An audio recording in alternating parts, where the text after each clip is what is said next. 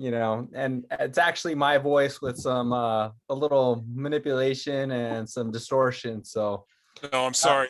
I expect fees for this now. My voice is licensed, and you've just used it without permission. Wow, without permission. Change it to Darth Vader. Oh man. Change it to Darth Vader. Respobo, we're gonna change it to Darth Vader because my voice distorted sounds a lot like Dave's. So, all right, everyone. So this is meeting number 6. Again, I have fallen a little bit behind on meeting attendance, but that is the plan, is to catch up this week. So you will get your credit. And again, if I make a mistake on your meeting credit, just send me an email and I'll correct it. With that, if you have You don't like questions, changing it to Darth Vader? yeah, that too. With that, I will hand it over to Dana. Make sure if you're going to use the chat, stay relevant to what our speakers are discussing. So with that, Dana. Hello and good evening, everybody. Good Monday evening. Good to see everybody again this fine first day of March already. My goodness. Although first day of March seems strange that we're having soccer meeting number 6. I have no idea what's going on. But anyway, welcome back. And tonight we are having 2 presenters from the Southeast region who will be going over, oh, and there they are, socially distanced, allegedly. I think that's 6 feet. I don't know. I heard what they said in Tasker Arena. That is a closely guarded. So tonight's presenters are Dominic Diosdado and Nicholas Lopez, or Nick Lopez, Nick and Dom, as I like to call them. They'll be presenting tonight, and we'll go ahead and turn it over to them. And if you've got questions, go ahead and throw them in the chat, and Nate and I will monitor that for you. So Dom, Nick, the floor is yours. Awesome. Share. There we go. All right, can everybody see this? We can. Okay, great. All right, I'm gonna leave it like that. We're gonna be okay. What we're gonna talk about is game management, and then Nick's gonna go over some special situations that we're probably gonna come across throughout this season. So with that being said, let's get started. I want to emphasize that high school athletics is education-based. This isn't college where it's win at all costs. This isn't pro, again, die or win or die. This isn't youth, but they are still considered, what's the word I'm looking for? They're still considered youth because they are under 18 for the most part, and they are still in high school. So I just want to make sure that we understand that high school athletics is education-based, because that's going to go into a lot of what I'm going to be talking about tonight. So we're going to talk about game management, tools in our bag.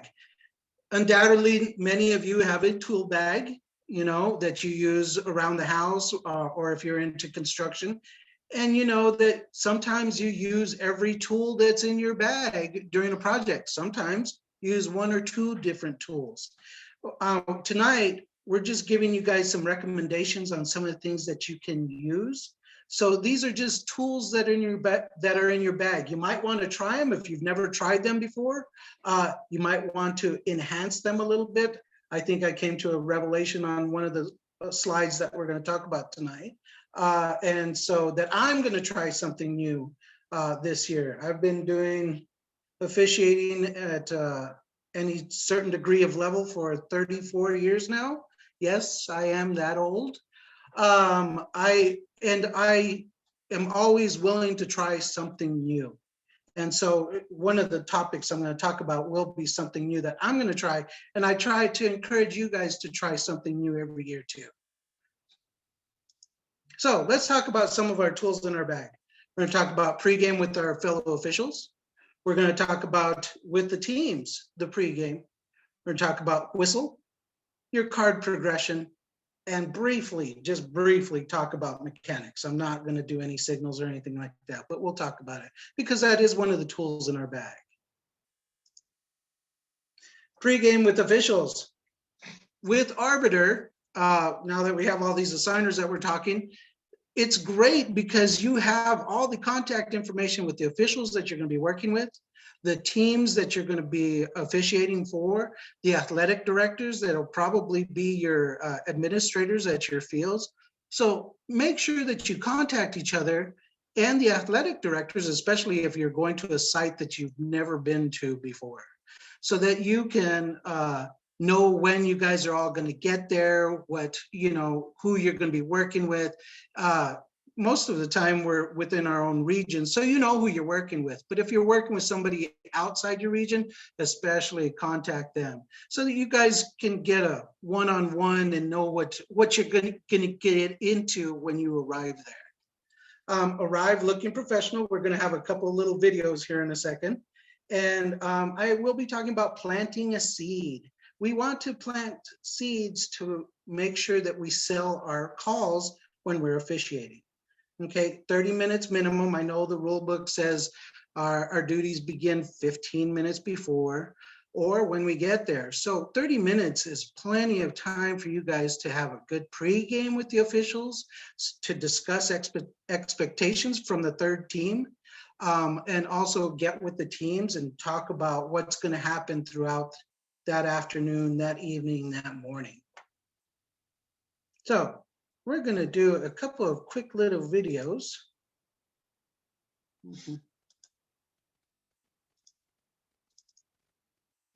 I was told to assure you guys that this coach is not coming back for Girls Hobbs, but she did help us out with this presentation. So here we go.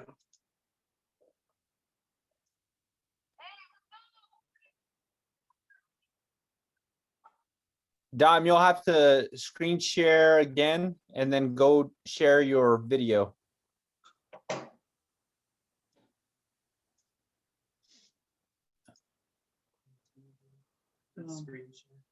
So yeah, go back to that share screen and then go when it gives you the options to share a screen, share the video, because right now you're sharing your PowerPoint.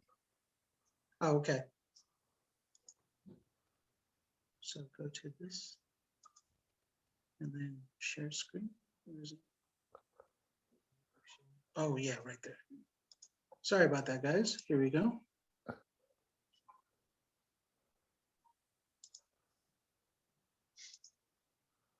There you go. Okay, Great. All right. Again, former coach for Hobbs girls. She was always fun to officiate for. We are very fortunate to have her son working for us now.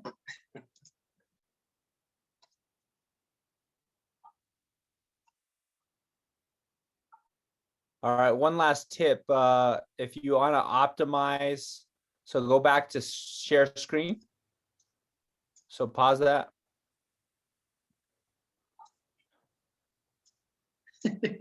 Okay, and then share screen.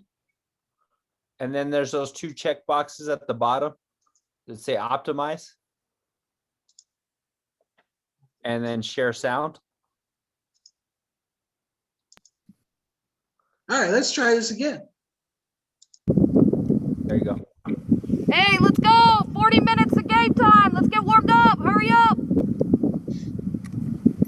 Hey, Coach. I'm Nick Lopez. I'm here to officiate your game today. Do you have somewhere for us to change? Yes, right under the bleachers. It should be unlocked. Okay, thanks, Coach. Good luck today, too. Thank you.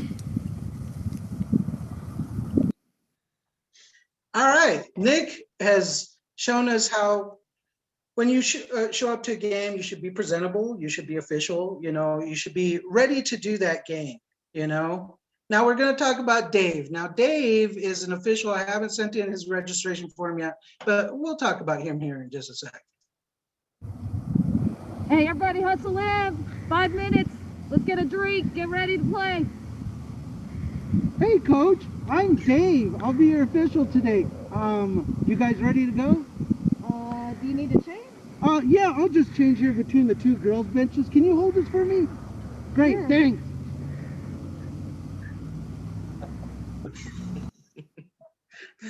Okay, who can't you make fun of if you can't make fun of yourself? Correct?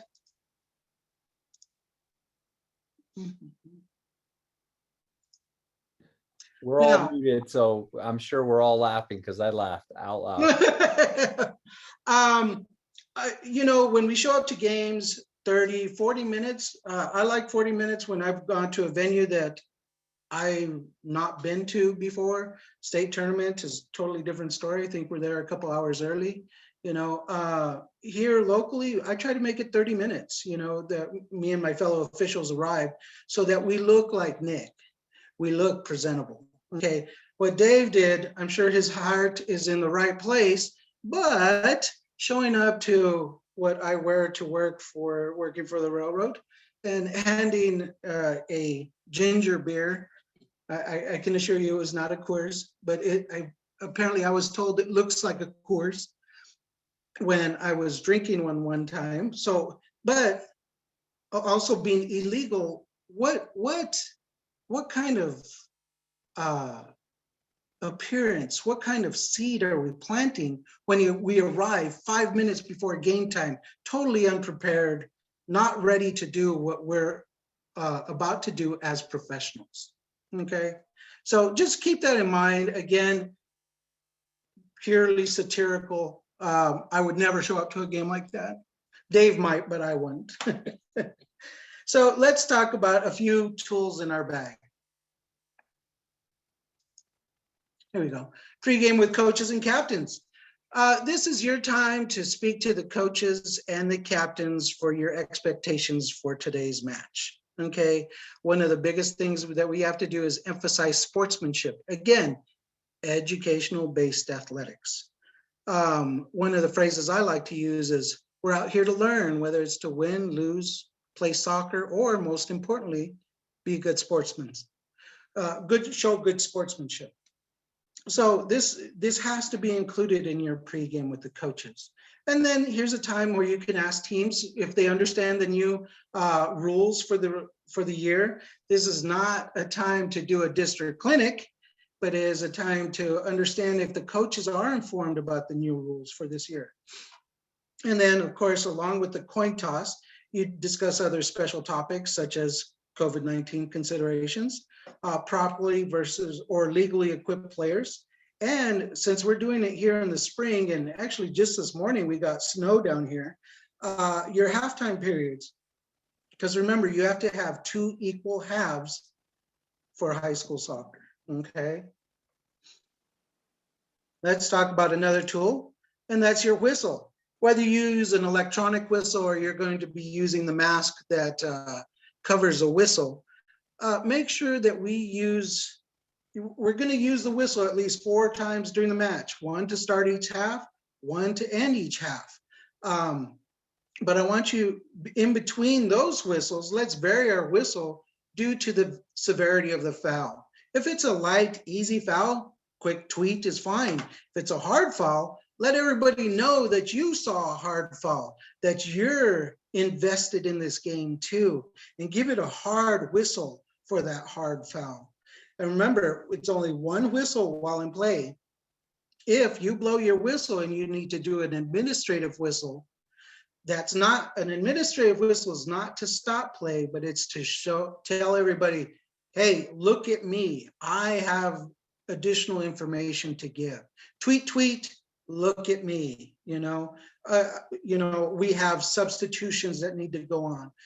Remember, 1 whistle to stop play, 2 or 3 for that administrative whistle after we've stopped play. Card progression. We're going to talk about ways that, or things that you can use before you get to a card, so that people know that you're serious, that you're getting to that point that I need to issue a card. We're going to talk about a look. We're going to talk about your voice. We're going to ask and then tell, and then we're going to card. Okay. So who has had one of those parents that gives you that look, that you are in trouble? This, to me, is one of the greatest referees for soccer that I've ever seen. Colina, he used his Grim Reaper appearance to his advantage. I mean, I could not fathom being a player and getting admonished by these eyes. Okay, now just imagine putting a mask on this gentleman. Would you still get the point? Oh yes, you would know that he did not like whatever you had just done, you know? Now let's talk about voice. Talk to players throughout the match. And I know a couple weeks ago, scheduler from Santa Fe, I forgot her name. Kim Thomas. I'm so sorry, Kim, if you're on here. Kim Thomas, you know, they told her, well, coaches don't like for us to talk to their players. Okay, focus on what you as an official are doing. You know, I'm watching, I don't see a foul. There's no foul there. You know, I don't see anything. How many ways to play? I'm sorry? Oh, did I hear something? Okay. Focus on what you as an official are doing. If you're not talking to the players, a coach can't really say anything about you talking to the players. You're talking about what you are, what you're watching, what you're observing. You know, it kind of diffuses that situation a little bit.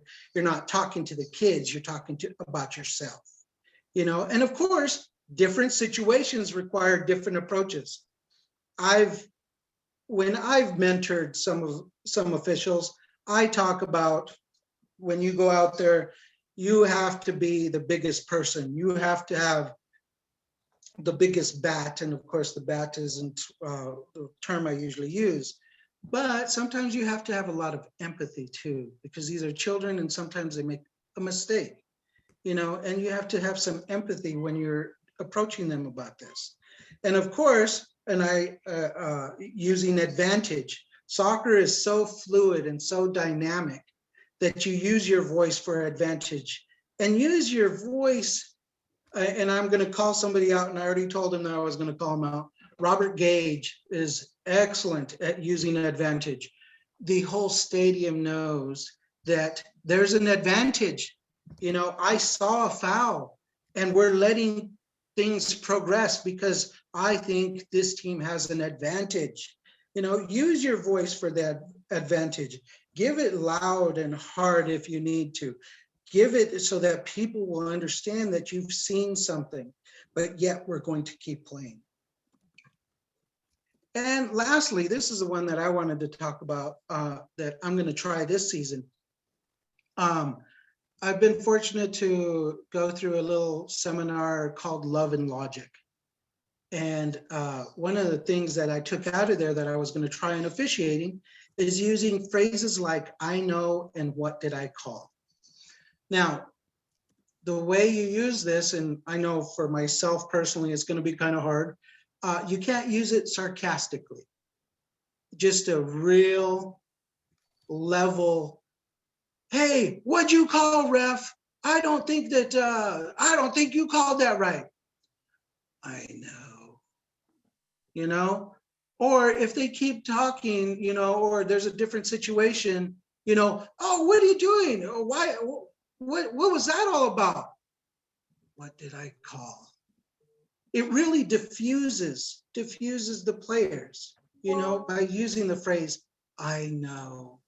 You know, you're showing empathy that, yes, they're upset because you didn't call it for their team, or what did I call? That's exactly what's going on, is because what did I call? That's what we're going to go with, because that's why I called it. Next, if we have to card, well, you issue the card. And again, make sure that this isn't just for the player. You aren't showing it to them because you are admonishing just them. You're letting everybody know, educational-based athletics, you're letting everyone know that there was a caution, that there was a disqualification.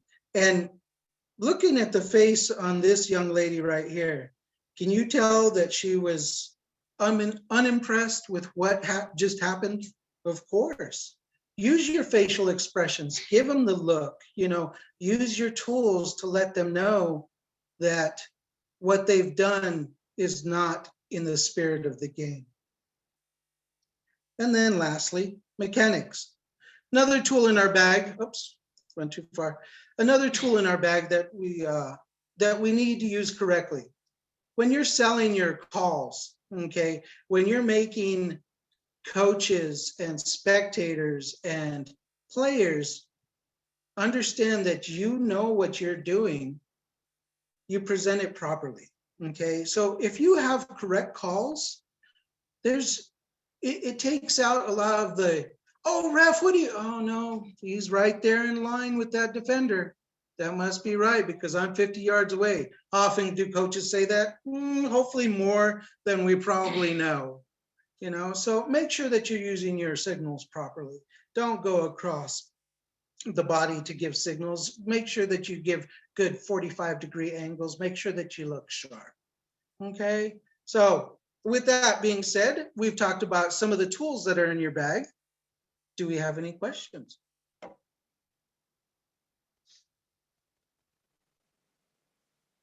trying to go back.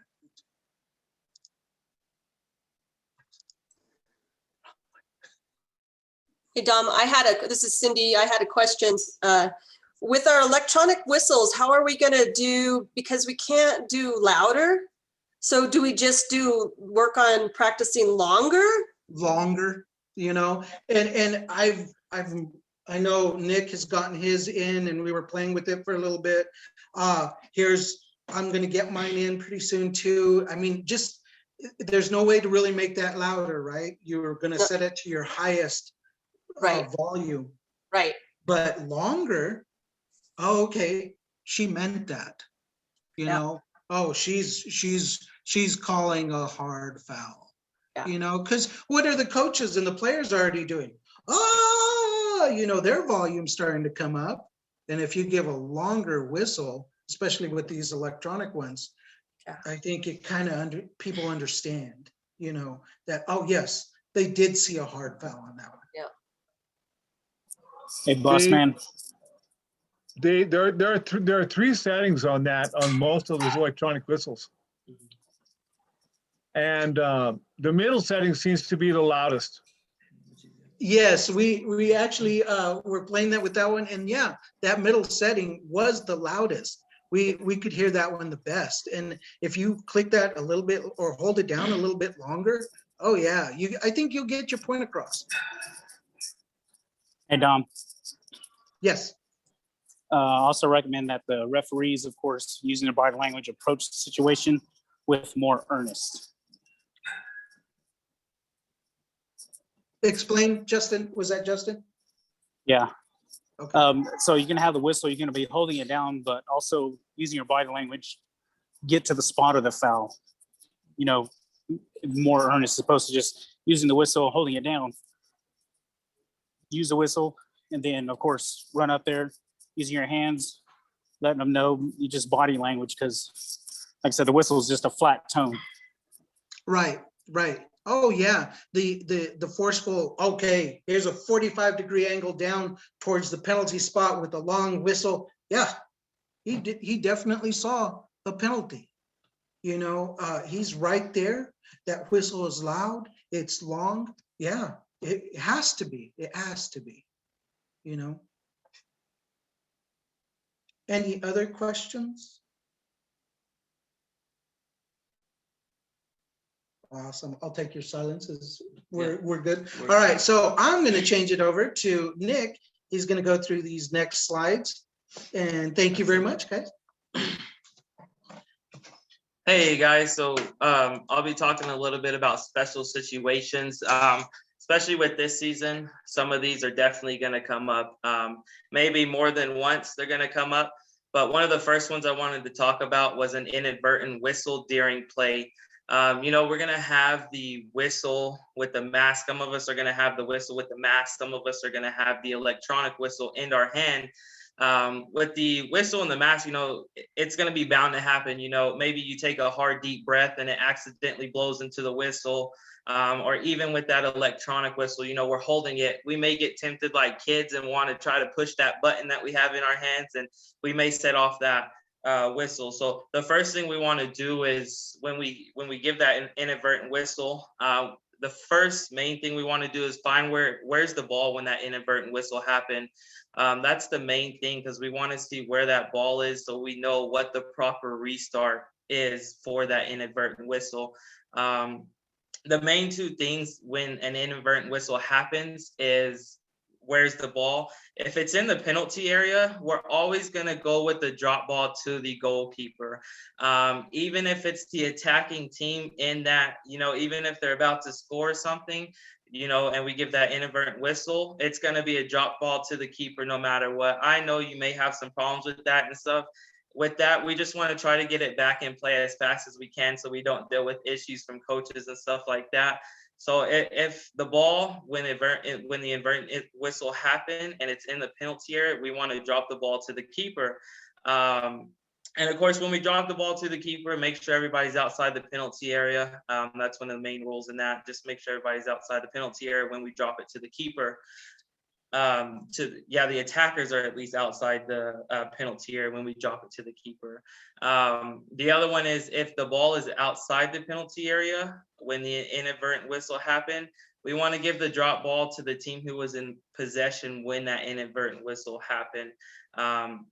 Those are just the two key things when an inadvertent whistle happens, is just find the ball. If it's in the penalty area, like I said, drop it to the keeper.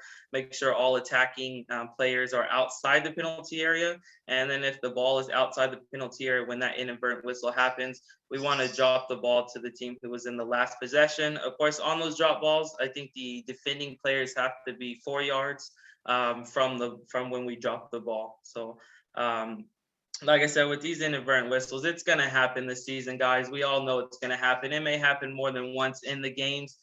Just make sure, we handle it with the proper restarts on that. So does anybody have any questions on the inadvertent whistle as far as what we do with the ball or anything like that? I will take that as a no.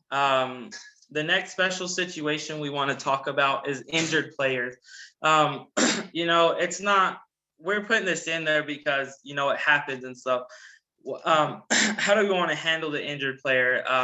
Do we play advantage off of that? If a player's, injured and we can tell that it's just a minor injury, they're not crying, we can see that they're still there. They don't have any signs of a hard injury. We play advantage. We'll come back, use your voice. This comes back to tools in the bag. Use your voice to say, okay, I have the injured player, but we're going to go ahead and play advantage on this because the team had advantage. We don't want to pull it all the way back to that. Now, if the player needs attention and you can really tell that it was a hard foul, even with a head injury, of course we want to stop play and give our attention to that injured player.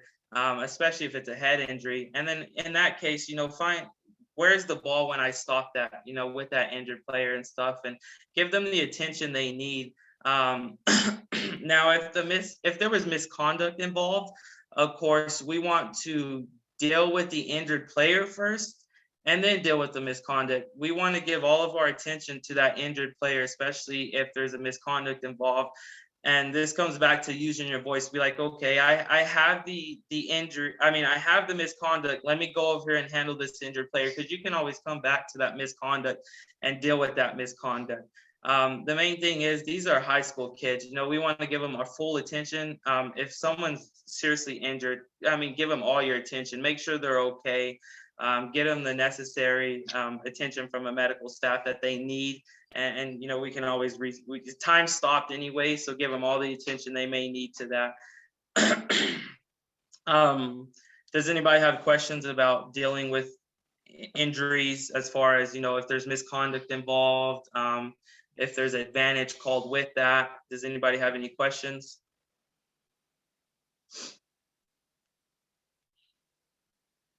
Silence always means no to me. Dana, Nate, do y'all see anything in the chat as far as questions with this? There is nothing in the chat that I see. Okay, cool. All right. And then the last special situation, of course, this is Dom's very good diagram that we created. And I really like it. It took us a long time, but we made it through. especially with COVID. Now, I don't know if all teams, of course, are going to go on opposite sides of the field this whole season. I don't know if they're making that mandatory, but if they are, this is just kind of a diagram just to show, you know, how we handle that.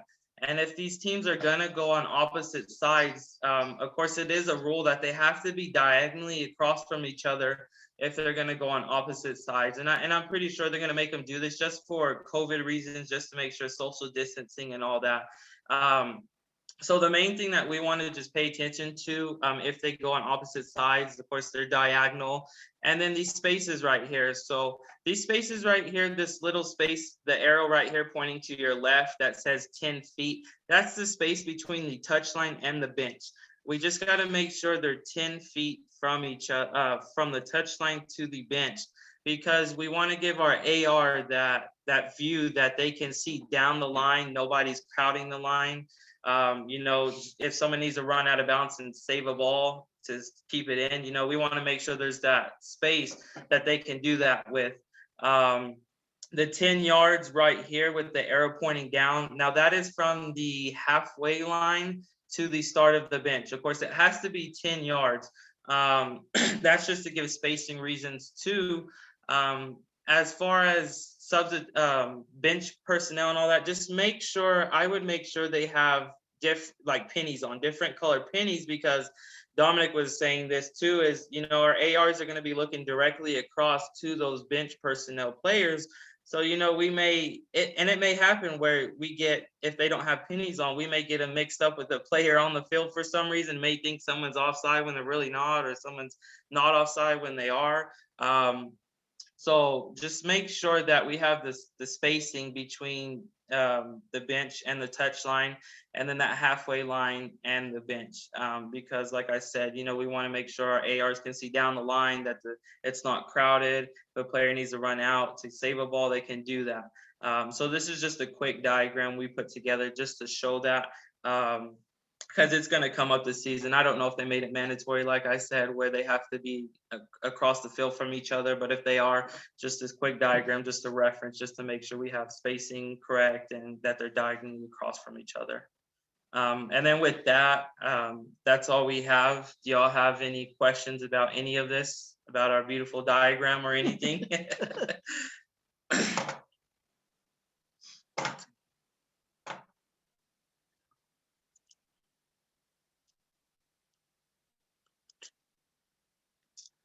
I see someone raising their hand. Is that Kevin? Yeah, just a quick comment. I believe, Dana, correct me if I'm wrong, I believe at our last meeting, you guys decided that you were going to make it mandatory that teams are across the field from each other. That was in the question and answer with Sally.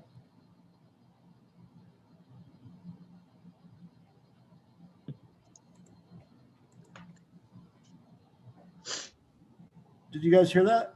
Yes, we heard it, Kevin. I don't know if Dana's on. Ask that one more time. I believe that in our last meeting, when we had the question and answer, one of the decision was made during that meeting that you were going to add that the two teams had to occupy opposite sides of the field. I believe that is correct, but Dana just jumped on. I know that it's been discussed, but obviously I would imagine that depending on field situation, that might not always be possible. So, but I know that is the plan. All right. Yeah, I was just pointing that out from that question and answer. Thank you. Yeah, and that is what came out. Sorry about that. I had to take a call from my mama. So you all know how that is. When mom calls, you answer. So that is correct. If there are issues in games where you're officiating those, where there's issues with the bench size, let them play, let them do what they need to do, and then just write it up to our office so that we can make sure that it gets addressed.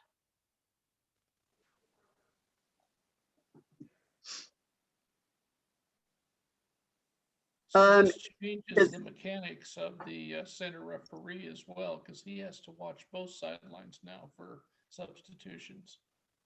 Right, and I see that there's a question saying, is basketball doing that too? Impacts ability to manage substitutions, coaches, etc. I will make sure that that's addressed with Chris and Sally. And if there's any changes, I'll let y'all know. So I know that one thing, depending on gym location, Sally has discussed in the sport of basketball, just like if you turn on a college game, the benches are opposite the table, but both benches are on the same side. I know that in games that I have worked this year, yes, there have been tables. We've done it normal and we've done it where teams are opposite the table, but both teams are on the same side. So we really haven't had to deal with that issue. So I'm not sure what Sally will, I guess we'll look at in that situation. So is the Q&A session recorded? It is not recorded, but I do have notes that I typed up and asked Sally if she'd take a look at those. So she was looking on this evening, and I should have those out tomorrow morning, early afternoon. What is the latest on whether APS will have soccer? As of right now, we have heard nothing. So I'm assuming that means they're either not playing or they would be a very late entry if so. And then there's a note from Nate from Dave Lobbin. If you're a Central Region official, if you could stay on when we're done with the main meeting, Mr. Lobbin would like to speak with you. Any other questions for Dom and Nick? Great job, guys, by the way. Absolutely. Thank you. What I saw of it before my mom called. Nick and Don, this is Xavier. I have a question maybe that you might want to touch on. Yeah, go ahead. When it comes to the special situation with head injuries and misconduct is involved, you might want to touch on how to manage the misconduct side of it. Yeah. All right, especially with an injury to a head, okay? Not that I know of, none of us are doctors. Concussion are they displaying symptoms of a concussion? Yes, we go into all that protocol. Now, I think one of the first things I would do is, of course, blow my whistle, identify the player that I'm probably going to have to caution or disqualify, and immediately take care of that player. Ask them if they need help. If they don't respond, get help right away. And I know I saw a couple of video clips from last year where the injury happened in front of the screaming spectators on the spectator side of the field. Don't be afraid to go over there. You need to take care of that child because that's somebody's child that they really care about. And if that was your child, wouldn't you want somebody taking care of them immediately also? So identify who you're going to have to give the misconduct to, but make sure that your priority is that injury. Okay, is that the answer you were looking for, Xavier? Yeah, I just really wanted to have you emphasize identify who the player is. Yeah, that guy or girl is going to get it. Okay, and it's okay to give a card later on, so long as you give it to the right person. So make sure that you identify who that was. And take care of the injury first. Okay.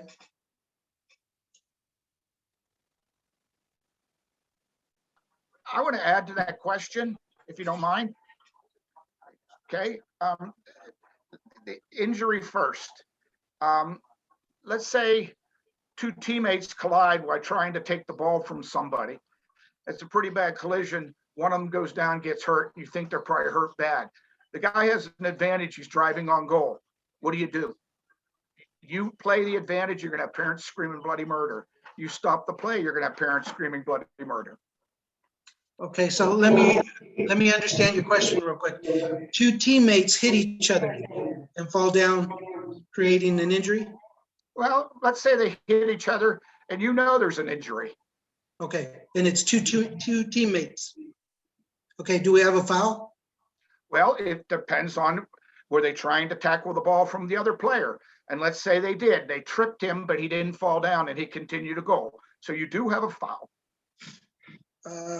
Okay, so I guess you modified your question. Two teammates collide and hit each other. We don't have a foul because it's not against an opposing player. Okay, but you have an injury, right? You do have an injury. And this is where we get paid the big bucks, right? You have to determine the severity of those players being injured. If you can continue and not stop the opponent's attack, do so. But if you have a concrete barrier that two same team players hit their head into, you know, I'm going to stop that game. Okay, if you're at APS and they both go sliding out head first into the concrete, you know, I'm stopping that game. Doesn't matter where the ball is. Okay, those two children's lives are important. So, Okay. so Mr. Robertson, I'd like to ask you, I mean, you have some experience. What would you do in that situation? I would have stopped the play. Now, if there was a foul or there was an advantage to tack the play, if there was an AR there, I'd tell the AR to take care of the injury, and I would proceed possibly with play depending on how severe I thought it was. Now, because if I'm not coming back to the play, the AR can come on the field if it's near them, and they can look at it and say, you know, but they can start administering to that. And as soon as the advantage was gone, I would blow my whistle and go back to play. But if I thought it was a severe, like I heard a leg snap or something like that, I'm going to blow my whistle. Oh, that's good. And I, you know, and sorry, I obviously not a soccer person, but I think that pertains to any sport.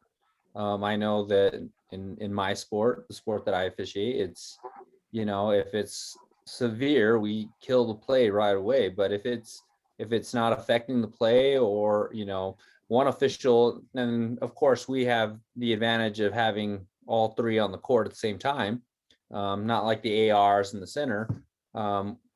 One of the officials is going to stay back with the injured player, you know, and assess the damage. And if it's severe, we'll kill it.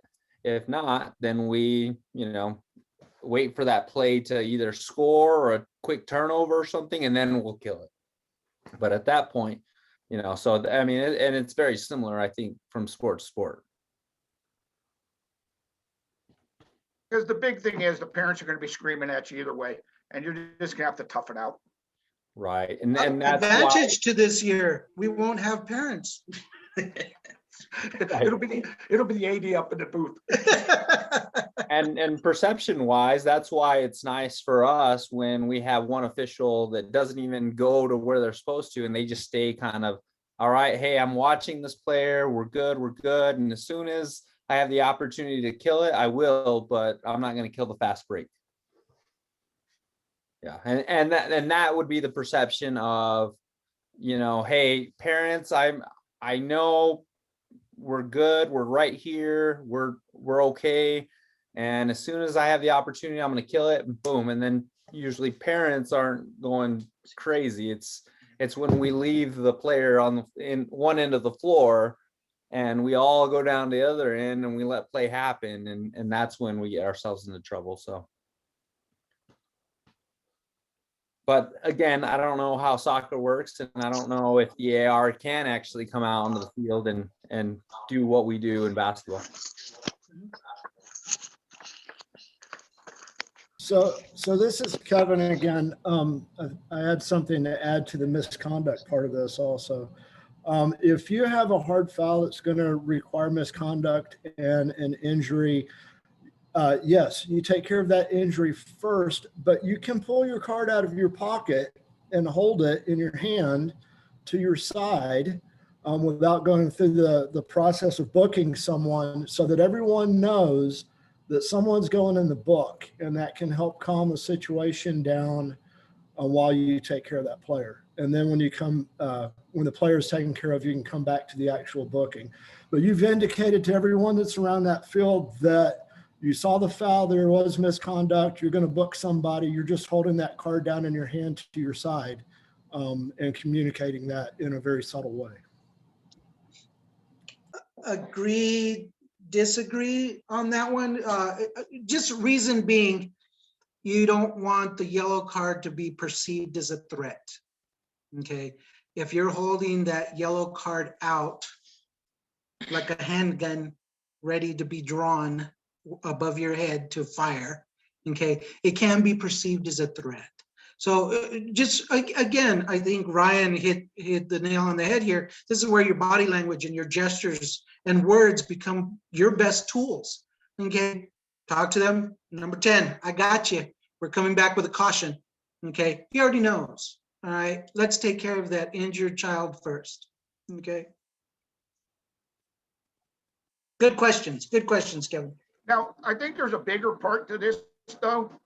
It's sometimes as referees, we get over to where the injury is, but we never call the coach on the field. We sit there, we wait, and we wait, you know. If you think it's severe injury, get over there and call the coach on the field right away. Because, I mean, I've seen coaches just come on the field because they know it's a severe injury, and then they're getting yelled at for entering the field without permission. Correct. And again, your body language, I got two hands. You know, I got it, coach. You know, I have a voice. I got it, coach. Let me check. All right. Yes, come. You know, or no, we're okay. She's okay. He's okay. We'll be good. You know, use your tools. You're not a stiff board out there. Use your hands, you know.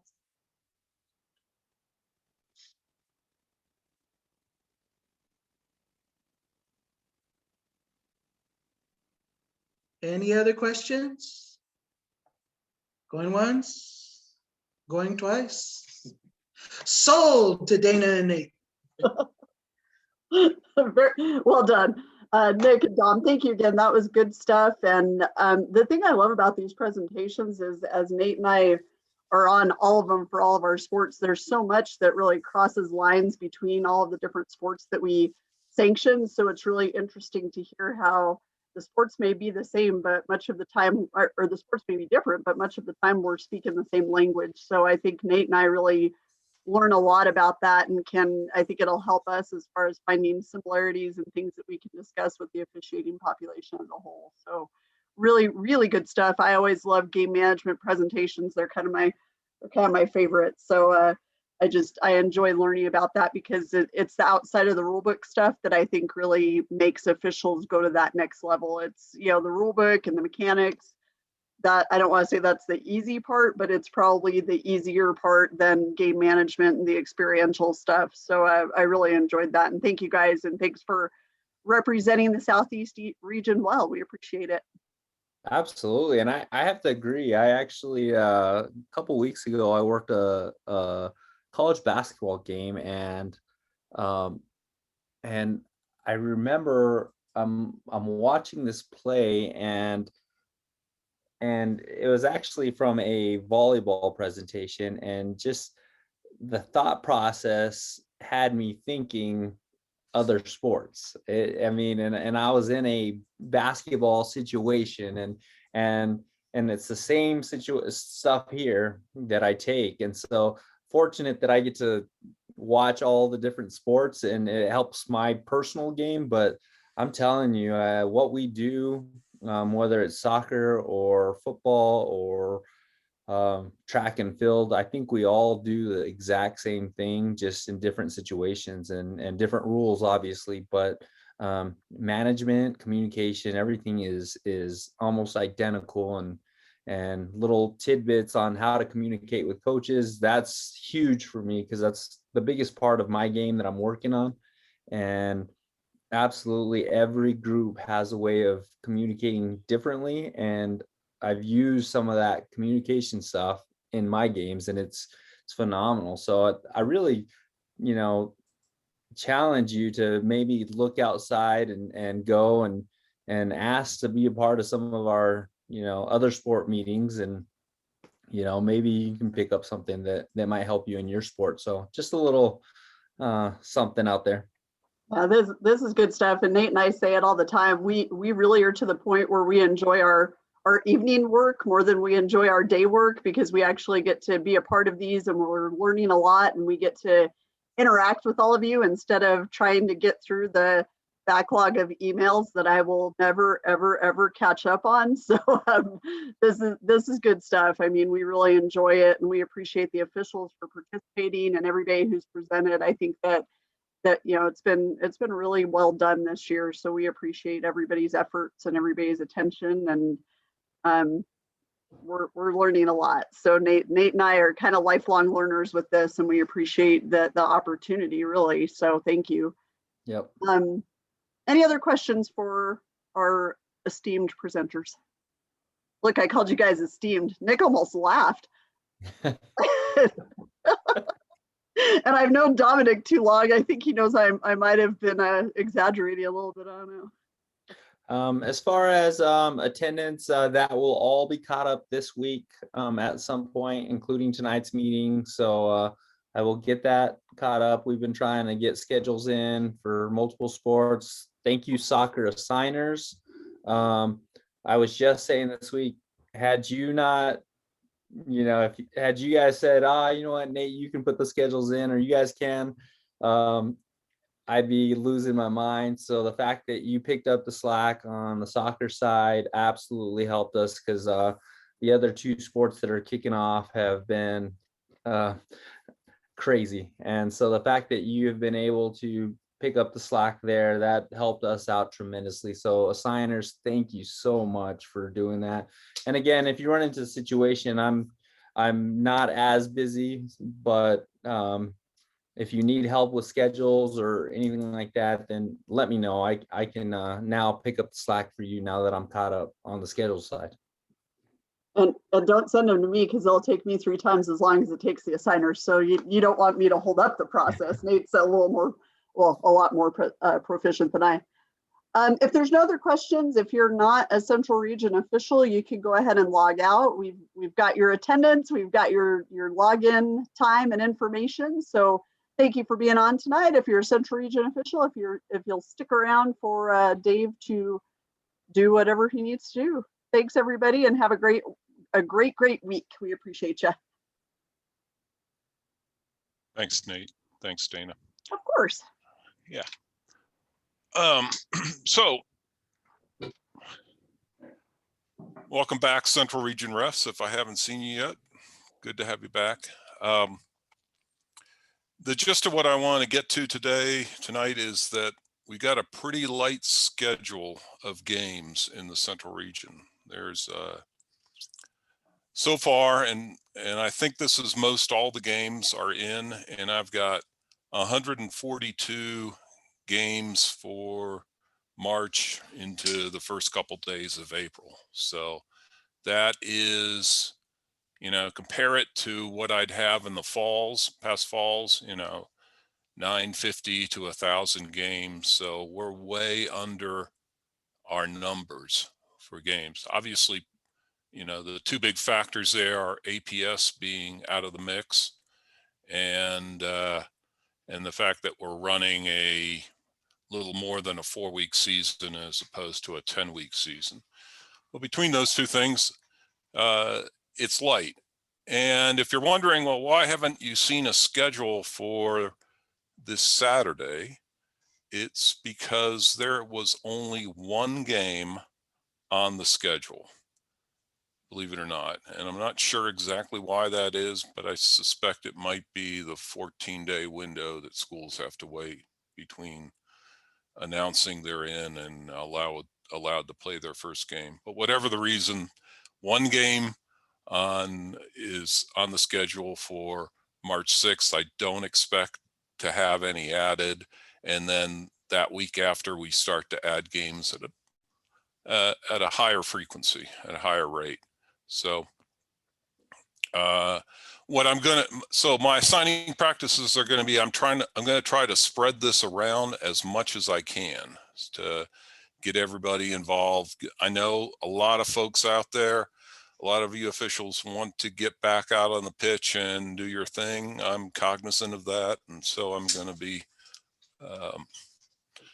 be complying with your wishes and desires to the best I can. you know, we got a fair number of officials, at least 50. And, you know, let's say we have end up with 150 games, we might have at best 450 slots to fill. So you can do the math there. So I guess at this point, I'll open it up for questions. Just remember to unmute and away we go. Hey, Dave, let me go ahead and start. Nodder? Who's this? So, I mean, what do you think? Instead of, do you have enough games for the official, or some of us, me, myself, I can step back and allow other folks to officiate this season if we don't have enough games. And then as Dana and Nate mentioned, we can just hold our subscription from this year to the next season. Right. And I will be one of these folks. Okay. Nodder, I appreciate that. I don't want you to step out of the mix altogether, but if anybody who wants to fire off an email saying, you know, you can assign me light, or you can, or whatever your situation is, you know, go ahead and do that. And that will help me know, you know, who to get in and who wants to be getting the assignments early on. But I'm just not sure how it's going to all play out as far as how many refs are truly going to be in the pool as we roll into the month of March. But I will keep that I will keep that in mind, Nodder, and for anybody else who's in the same situation. So Dave, you and I talked today, right? We theorized if you're able to get JVs to a different number of officials, maybe 9 matches per referee if you've got 50 in the pool, is a general guess, right? Yeah, I think that would include, I'm guessing, if I can convert some of these JV matches to 3-person, which, by the way, I'm going to attempt to do that through the schools, but I haven't done it yet, and I can't make any promises. But that would up the number to get each person, you know, 2 games. And really, if I do, that means that the more senior ref is in sort of a mentoring position when he's being AR1 on the JV match, right? So, but that's my hope, to try to up our game numbers, see if I can beg the schools to go with full crews, and because I fundamentally hate duels. So, Dave, do you know if and when ASL would be restarting, and if and when club would be starting? I have no idea about, I don't think ASL is going to be playing this spring, but I don't know. I haven't heard anything, and I don't know anything about club play. Again, I'm just, you know, in both those, I'm just an official. I'm just a lowly official. But ASL will not impact us, right? Because usually they play on Sundays. On the high school, he plays on Saturdays most of the time, right? Right. I'm just thinking, Nader, about opportunities. You know, if high school's light and more of us wanted to opt out, we can spend our time somewhere else. You know, divide and conquer. Yeah, believe it or not, I have plenty of places to go to. I will keep myself busy. Dave Hussam has his hand up. Go ahead, unmute and talk. Okay. Just want to check, is the test open? Are we supposed to be taking the test? And when does that close if it is open? I believe it is. I haven't started on it yet, but I believe it's there for us to take. Anybody know for sure? Yeah, I looked today. It's open and it closes on the 15th of March. 15th of March, yeah. Okay. And I guess the upside for only doing 9 games is you don't have to issue 1099s for next year. Well, depends on if we get fall games, then that's different, but yeah. Well, that's exact. You just set a limit for us. Yep. 9 games under $600, and you don't have to get a 1099. So there you go. Right. You just made Merritt's life pretty nice. All right. Anybody else got questions? Yeah, I got one. Yes, David. Yes, this is David Tenorio. Good to see you all virtually. Glad you're all alive and well. Is there still a chance of like a deluge of games if APS were to somehow approve a season happening? Is that still possible, or is that a definite? I won't say it's a definite no, but it's a long shot. I'm not expecting it. I have not even spoke to the coordinator yet of APS. I haven't exchanged emails with her. And so, you know, I'd be surprised if she gets with me in the next week and says, "Hey, Dave, here's the APS schedule." I mean, APS isn't eligible yet. So I'm not saying it's out of the question. I think it's a long shot, though.